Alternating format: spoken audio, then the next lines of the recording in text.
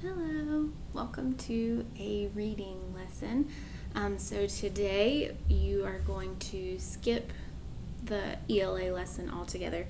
So it's the one that says Understanding the Setting of Stella Luna Part 1.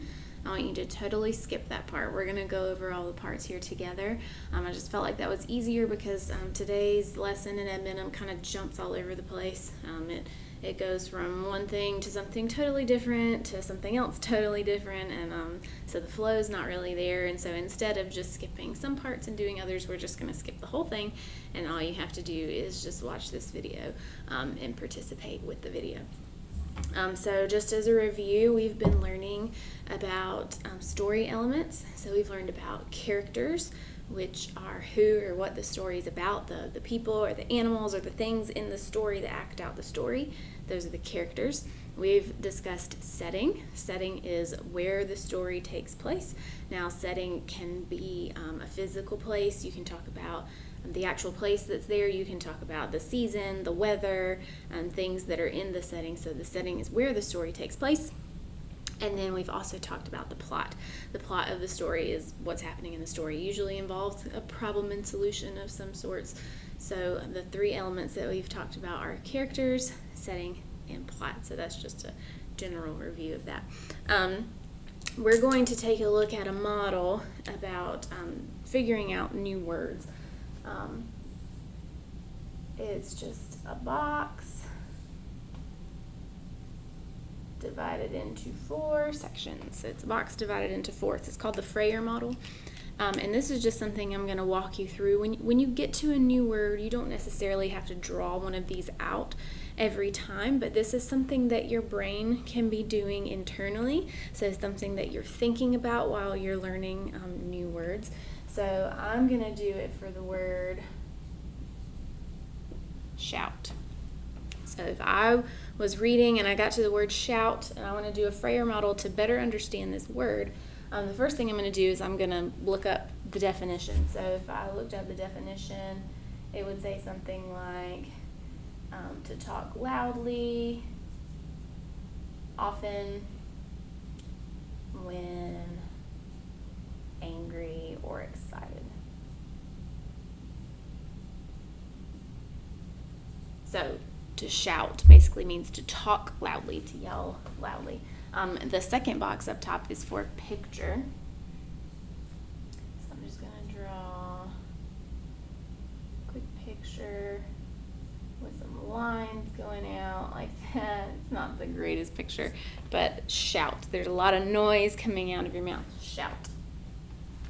And then down here, you would come up with some examples. Like, let me see,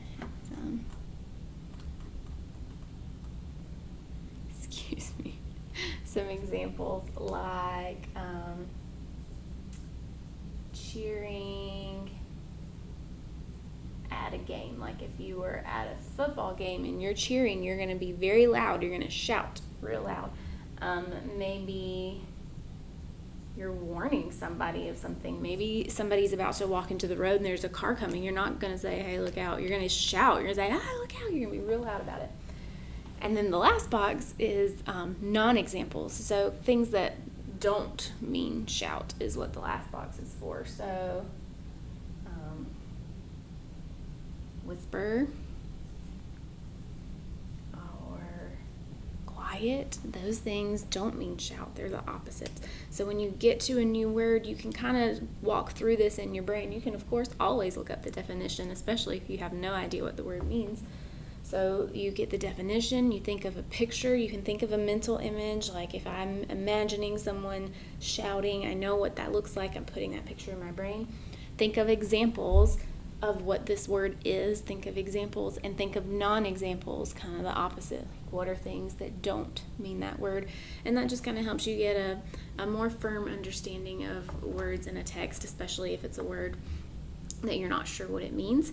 Because the Adminum lessons have been walking you through how to use pictures and context clues in the text, so how to use pictures in text to understand new words.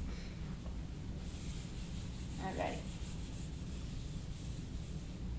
So that was the Frayer model. When you get to a word, you're not sure what it means, you can look up the definition, you can make a mental image, like what does that look like? Use the context clues. What does that look like? Think of examples and think of non-examples. So like one of the words in the Stella Luna book that you've been reading over and over is clutched. So clutched, if I looked up the definition, would be to hold something tightly. So to hold something tightly, and if I'm thinking of that picture in my brain, I'm going to think of like hands holding, like I'm clutching, or someone holding onto someone, that's clutching, or clutched, that's to hold tightly. Some examples might be when you're crossing the road, mom or dad or your grown-up are holding your hand tightly so that you're safe when you're crossing the road. And then some non-examples are like dropping something, or if I'm holding onto this marker and I'm just holding it like this, not really clutching it, I'm just holding it, but clutching it would be to hold tightly. All right, our last section is all about sentences. Now we know that sentences are words put together that make up a complete thought. Now sentences begin with a capital letter, always begin with a capital letter, and then they end with a punctuation mark of some kind, a period, an exclamation point, or a question mark. And so I'm going to read some examples, and we're going to talk about if they're complete sentences, that means that they make sense and it's a complete thought, or if it's not a complete sentence, if it's not even a sentence at all, because sometimes words can be together, but that doesn't make it a sentence. So the first example is a sentence, and it's from your book, or about your book, and it says, Stella Luna slept all night. Now remember, a while back we had a lesson about sentences having a who and a what. So it's who the sentence is about and what happens, and sometimes it even has a why. So Stella Luna, that's the who, and then what did she do? She slept. When did she sleep? All night. So that's a complete sentence. It starts with a capital, ends with a period. Stella Luna slept all night. Now this one is an example of a non-sentence. Dark outside. Dark outside. That's not a sentence. That's just two words put together. Dark outside. That doesn't make it a sentence. I could say, when I woke up this morning, it was dark outside. That is a complete thought. It makes sense, because if I just walked up to somebody and I just went, dark outside, they'd be like, are you trying to say it is dark outside? So that's an example of a non-sentence. So I'm going to read another one, and then you see if you can say if it's a sentence or a non-sentence. So you can do those symbols after I read it. You can say, ooh, that's a sentence. You can say, not a sentence. Okay, ready? Tried to escape. Tried to escape. Sentence or non-sentence? Tried to escape.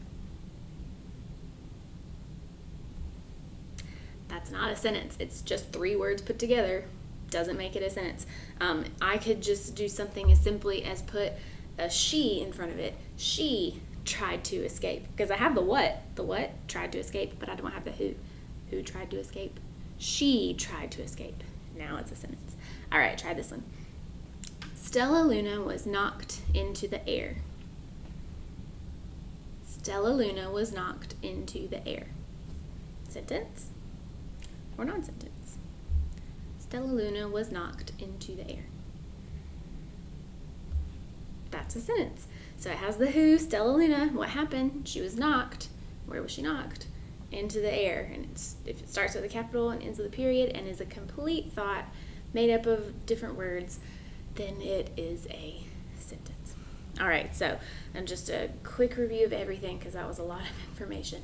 We've already learned about those three story elements: characters, setting, and plot. Characters, who or what's in the story, and they're the ones who have the action and the feelings. Setting is where the story takes place, and you're going to learn a lot more about setting this week in your Ed Minimum lessons. And then plot is what happens in the story. New words, when you get to a new word, remember you can draw the Frayer model, you can do the box, but you don't have to draw it out every time. You can just think in your brain. So if you get to a word that you're not really sure what it means, or how to use it, or anything like that, what it's all about, use your context clues, use the text clues, use the picture clues. And then you think, okay, here's that word. Look up the definition if you need to. So I'll look up the definition. I'll think in my brain, what does that look like? I'll think of a picture. And then I'll think of examples. And then I'll think of non-examples. Like the word we did, shout. The definition is to talk loudly. And think about what it looks like when somebody shouts. Examples, cheering at a game, cheering at a football game, warning somebody, trying to get somebody's attention from way across a field, you would have to shout. And then non-examples would be like whispering or talking really quiet. Those are non-examples. So use those when you get to new words. And then sentences. Start with a capital, end with a punctuation mark, and it's a complete thought. A sentence makes sense. So think about if I'm like, is this a sentence or is this a non-sentence? So if it's a sentence, I should be able to walk up to somebody and say it, and they understand what I'm trying to say. If it's a non-sentence, like out there, someone would be like, what are you talking about? That's a non-sentence that doesn't make any sense, and it's not a complete thought.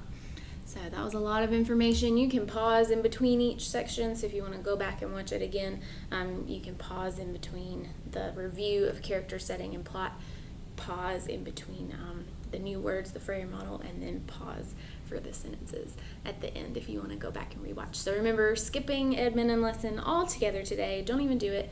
All you have to do is watch the video today.